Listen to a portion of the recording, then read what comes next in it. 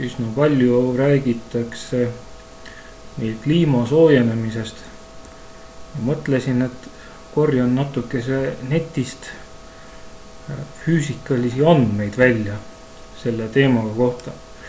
Alustuseks vaatame musta keha kiirgust. Et miks see oluline on? Oluline on ta sellepärast, et kui meil on 1 ruutmeetri suurune absoluutselt must plaat, see tähendab täitsa musta värvi, siis 20 kraadi temperatuuri juures kiirgab see ruutmeetrine pind infrapunakiirgust võimsusega 418 vatti.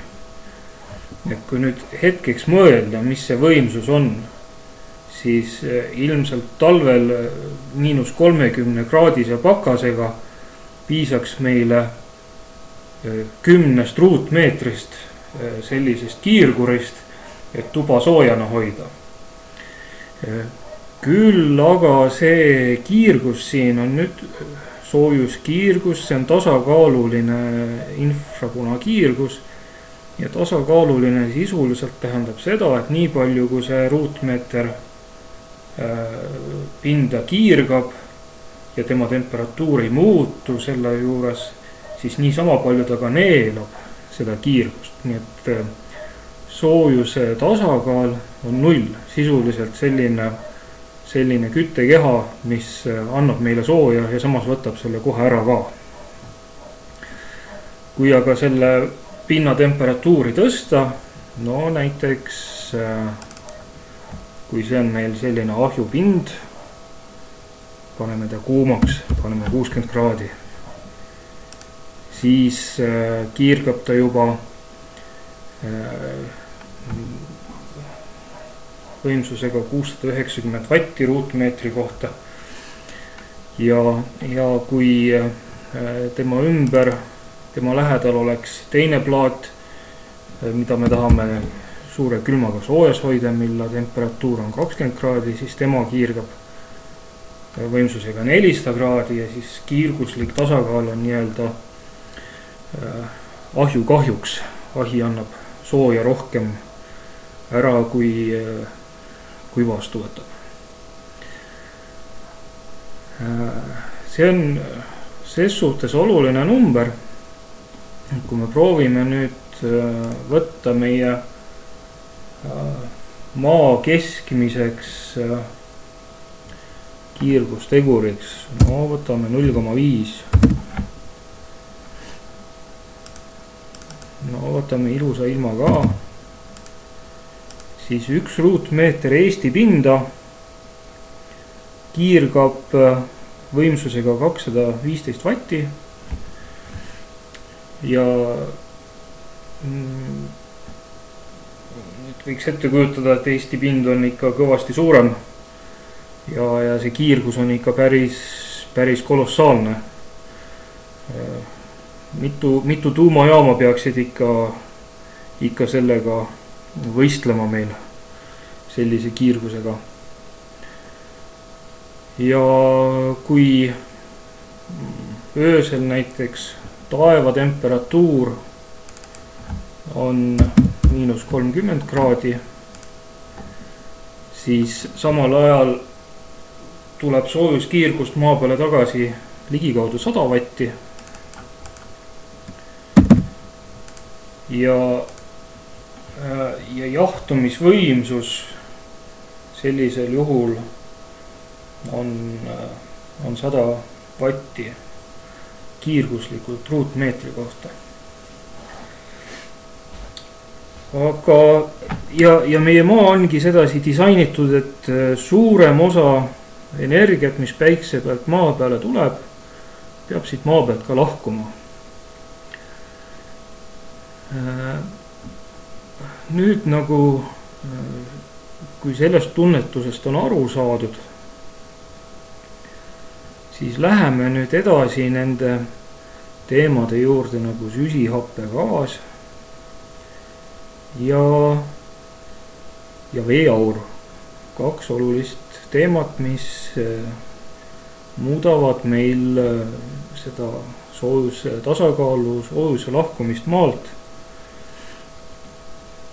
Päikese energiagraafik on sisuliselt on siin näha. Noh, kusagil siin. Tõenäoliselt see joon on päris hea. Meil on siin kollane päike. Aga vaatame siis teist kalkulaatorit, mis internetis lahkesti oma tulemusi annab. Nüüd on selle sama absoluutselt musta keha, musta plaadi kiirgusspekter.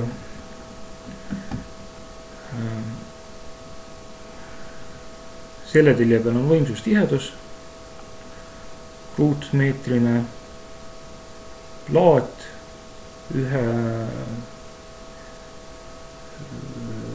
ruumi nurka, veel kiirgab siin 9, sisuliselt 9 vatti on 10 mikromeetri juures kiirgust. Kogu see summa, kui see pindala siit kokku arvutada, kõik need väikesed võimsuskiirgused siin, siis me jõuame selle arvutuse juurde, mis annaks meile siis, paneme siia 20 kraadi ja 1, see mis tahab siin muutumist, et ta töötaks õigesti. Saame siin, et kogu see summa on 418 vatti.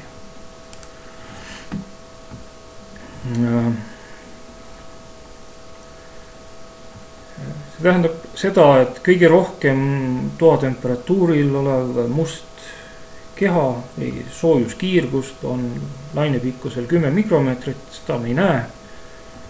Meie nägemine on siin kaugel vasakul. Aga vaatame nüüd teist graafikut. See graafik näitab, kuidas gaasiline CO2 soojuskiirgust läbi laseb. 1 tähendab, et kiirgus pääseb ilusti läbi. Ja mida madalamal on siin see joon, seda vähem kiirgust selles spektri vahemikus läbi mahub. No põhimõtteliselt võib vaadata siin, et 13,5 mikromeetrist kuni 16 mikromeetrini 60% kiirgusest neeldub gaasilises CO2 gaasis. Võib mõelda seda, et seda CO2 on nii palju ka meil, et sisuliselt selles piirkonnas kiirgus atmosfäärist läbi ei jõua. Nii päikeselt tulev kiirgus neeldub CO2 gaasis selles vahemikus, kui ka maalt ära lenduv kiirgus neeldub. Ja nüüd, et vaadata või saada mingi tunnetus, kuidas see siis suhestub meie sellise musta plaadi kiirgusesse, siis võiks vaadata seda, et millises vahemikus see oli siis 13,5 kuni 16 on selle musta keha kiirgus. 13,5 on siit kuni 16. See on selline päris arvestatav osa kiirgusest, mis peaks nagu maa pealt ära minema, aga jääb tegelikult sellesse CO2 gaasi pidama. aga meil on veel üks oluline gaas, mis CO2 kinni peab, see on veeaur. Veeaur, pilved, sisuliselt võib öelda, et veeaur ja õhus olev veeaur. Ka tema võtab osa sellest kiirgusest kinni. Tema läbilaskespekter on siin.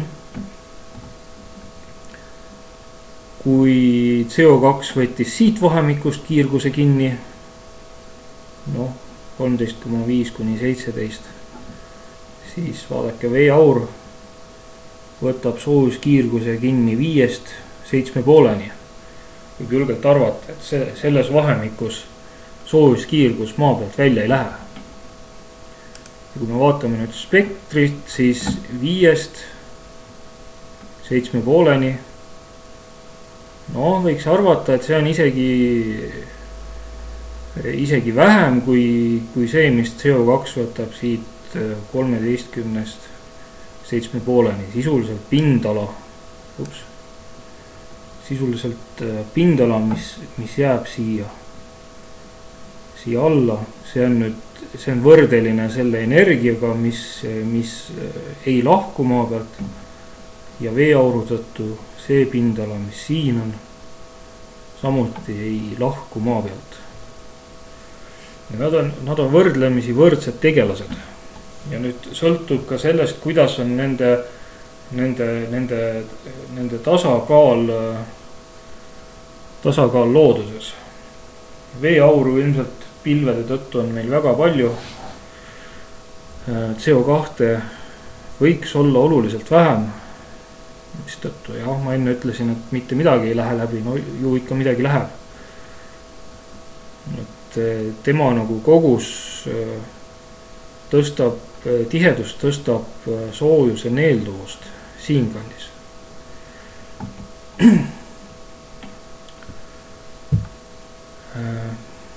Nüüd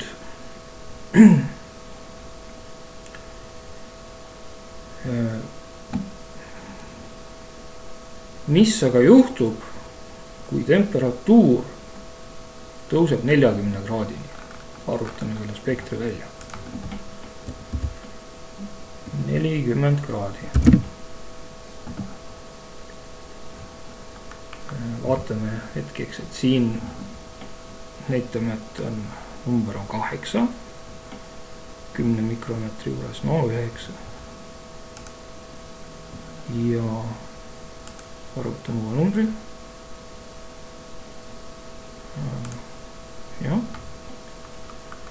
Vaatame, mis nüüd juhtus. Kui enne oli 10 mikromeetri juures kiirgus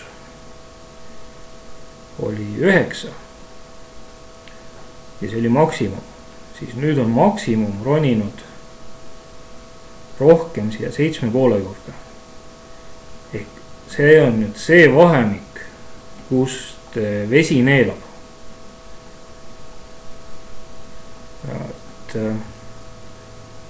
Et kui siit prooviks nüüd kuidagi ette kujutada, siis täiesti võiks arvata, et või näha silmaga, et mingi 40% on tõusnud see hulk soojust, mis võiks maa pealt ära minna. Selle neeldumine veeaurus. Mis on juhtunud? Mis on juhtunud siis CO2 neeldumisspektriga, et mis see 13,5 kuni 17,5 on see koht, kus kiirgus neeldub.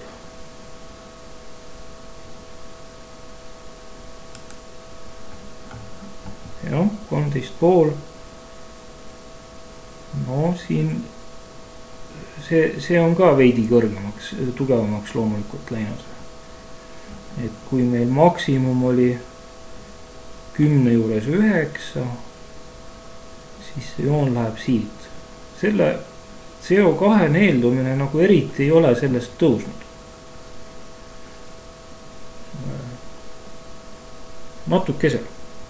Ses suhtes, et antud juhul nüüd, kui meil temperatuur tõusis, siis juba näeme, et 40 kraadi juures on veeaur muutunud palju olulisemaks takistajaks infrapunakiirguse lahkumisel atmosfäärist või maapinnalt. Ja muudame siin juba olumuse võrguks, paneme siia 60 kraadi. 60 kraadi, siis me näeme, et sisuliselt võib arvata, et see silma järgi umbes 2 korda rohkem soojuskiirgust neeldub veeaurus, samas kui CO2 neeldumine ei ole nii väga palju muutunud. Et siin on nüüd see koht, kus poliitikud nagu armastavad rääkida, et mõned poliitikud, et CO2 ei ole nii oluline kui veeaur. No meie planeedi peal on nüüd selline teema, et CO2 on atmosfääris nagu vähe ja seda on meil kõige lihtsam nagu reguleerida. Me lihtsalt ei põleta, ei paiska teda õhku. Küll aga mida see mõttekäik siin, mida ma tahan välja tuua, on see, et CO2-ga, see on nagu püssipäästik. Et kui meil planeet on niimoodi üles seatud, et ta on olnud madala CO2 kontsentratsiooniga ja ta on olnud ilusti tasakaalus. See neeldumise osa siin ei ole nagu 100%, vaid siin mingi väike osa on CO2 tõttu neeldunud. Kui me nüüd paiskame seda CO2 nii palju atmosfääri, et siit see neeldumine tõuseb kõvasti, siis tõuseb selline kas lokaalsed temperatuurid kõrgeks või põhimõtteliselt, mis juhtub, on see, et vee aurumine maailma meres intensiivistub. Isegi see paar kraadi, millest siin kliimainimesed räägivad, põhimõtteliselt tekitabki selle, et vesi aurustub. Vesi aurustub intensiivselt, atmosfääris saab olema rohkem veeauru ja neeldumine selles piirkonnas muutub intensiivsemaks. Et kui praegult ikkagi veeaur laseb meil selle infrapunakiirguse maa pealt minema, siis mida rohkem veeauru, seda vähem ta laseb seda minema, mis omakorda tõstab temperatuuri ja paneme veel siia täiesti elamiskõlbmatuks, teeme selle koha siin nüüd.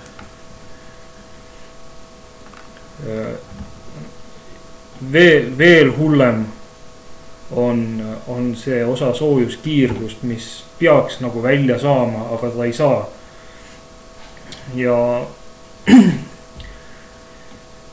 Ja põhimõtteliselt Hawkins ütles, et meil võiks olla siin 240 kraadi sooja. Vaatame, mis meil see spekter siis siin näitab. No põhimõtteliselt suurem osa soojuskiirgust jääb meil veeauru kinni. Ta ei saa siit maa pealt minema minna.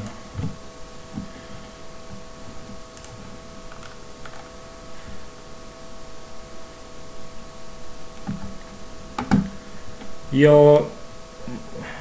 CO2 osa seejuures on suht tagasihoidlik siin. Tema nagu on oma päästiku töö ära teinud, soojus on maa peal lõksus, vesi aura poolega, atmosfäär on aura täis. Keegi enam ei tooda ka siis siin seda CO2 ilmselt. Võib-olla mingid tulekahjud on vahepeal üle käinud.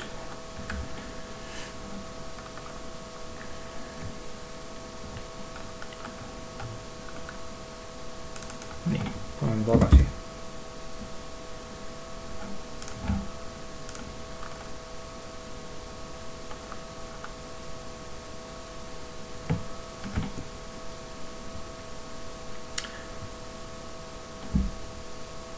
Sedasi.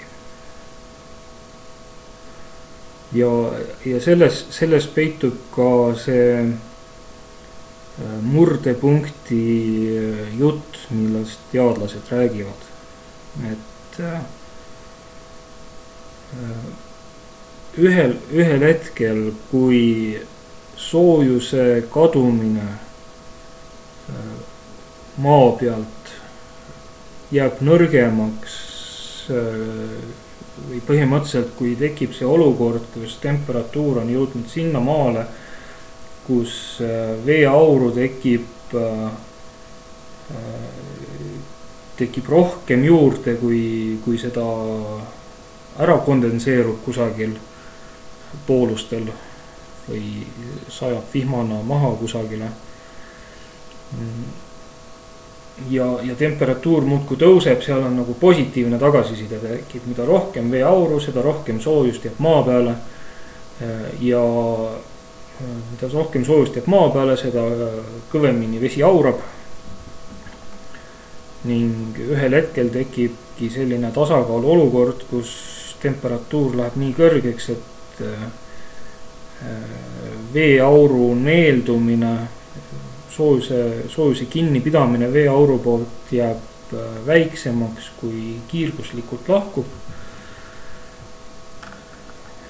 Ja veeauru kontsentratsioon atmosfääris jääb konstantseks ja sinna kanti ma kujutan ette, et Hawkins nagu välja pakkuski selle meie tulevase põrguliku temperatuuri.